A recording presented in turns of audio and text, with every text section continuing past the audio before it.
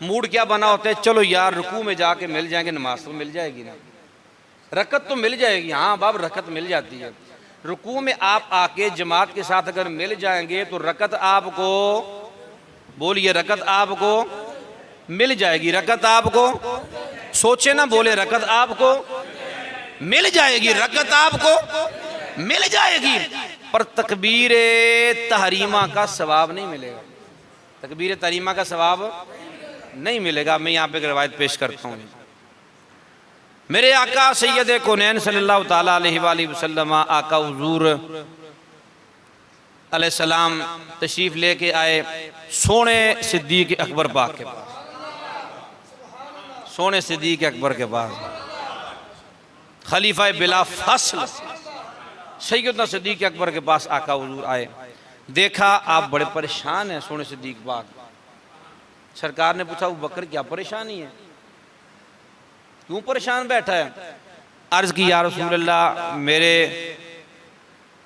400 ऊंट और 40 गुलाम चोरी हो गए।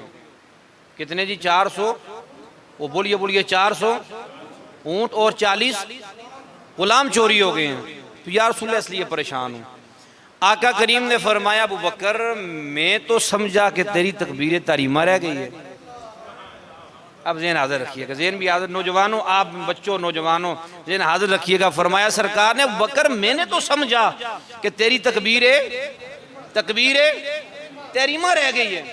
तो अर्ज की या रसूल अल्लाह क्या तकबीर तहरीमा का इतना ज़्यादा सवाब है? आका क्या तकबीर तहरीमा का इतना ज़्यादा अजर है?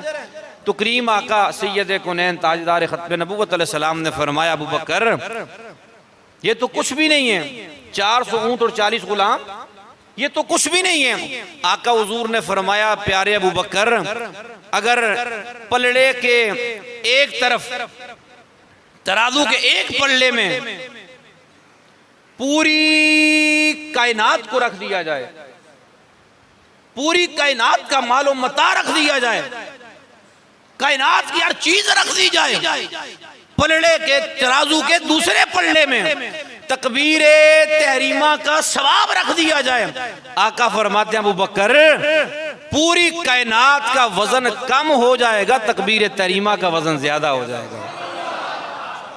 इतना बड़ा सवाब है तकबीर, जो हम